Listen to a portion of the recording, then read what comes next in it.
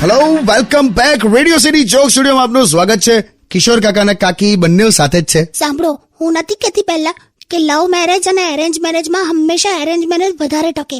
હું થયું પાછું? આ હિતેશ અને જિગીશા હજી 3 વર્ષ થયા છે લવ મેરેજ ને, ડિવોર્સ આપે છે. બોલો એકબીજાને, બોલો. એટલે છૂટાછેડા?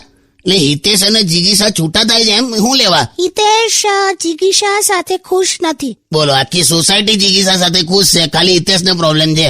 કાકા, શું આખી સોસાયટી જિગીશા સાથે ખુશ છે એટલે શું કહેવા માંગો તમે? એટલે એ રીતે, એટલે શું કહું તારે, જીગીસાનો સ્વભાવ બહુ સારો છે એમ. ખોટી હોશિયારી ના મારો, તમે બધા લાઈન મારો છો જીગીશાને, મને ખબર છે. શું બોલે એટલી તને કઈ? તું સમજ, આ સ્ત્રી અને પુરુષમાં આટલો ફેર હોય. શું? તમારે સ્ત્રીઓને હૃદય નાનું હોય, એટલે તમારા હૃદયમાં હંમેશા એક જ પુરુષ હોય, અને અમને જો એમ્ફી થિયેટર જેવું હૃદય હોય, મોટું ઓડિયન્સ બેસે. ઓહ, MP theatre.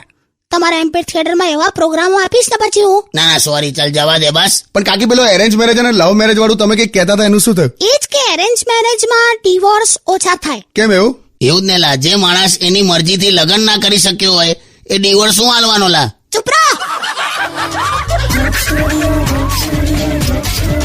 Only on Radio